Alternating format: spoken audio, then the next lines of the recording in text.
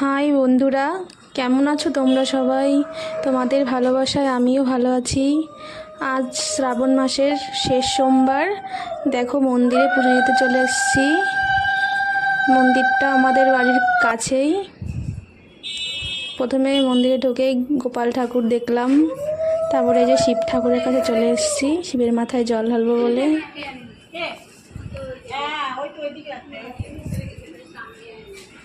দাঁড়িয়ে আছি, এই যে জল ঢালা শুরু করছি। মন্দিরে বেশি একটা ভিড় নেই, অল্পই ভিড় ছিল। জল ঢালা তাড়াতাড়ি হয়ে যাচ্ছিল।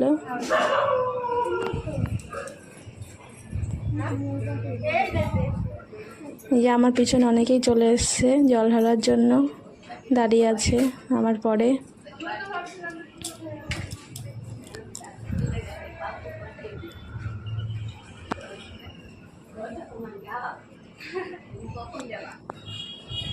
আমি জল ঢেলে প্রণাম করলাম ঠাকুরকে।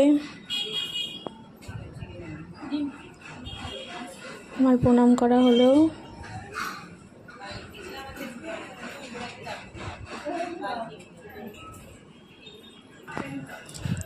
এবার আমি মোমবাতি ধরাচ্ছিলাম।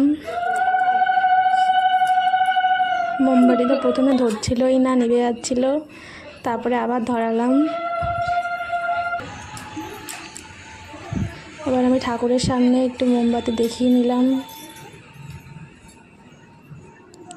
এই যে গোপাল ঠাকুরের সামনে,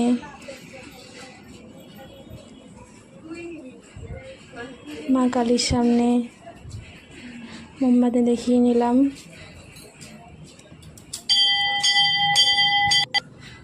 এবার আমি মোমবাতি দেওয়ার জন্য যাচ্ছি।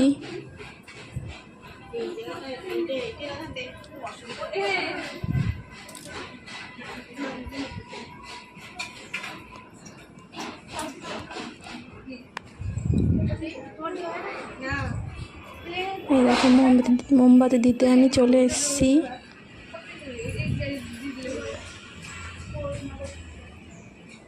মোমবাতিটা আমি বসাতেই পারছিলাম না, খালি পড়ে যাচ্ছিল বারবার হাত থেকে।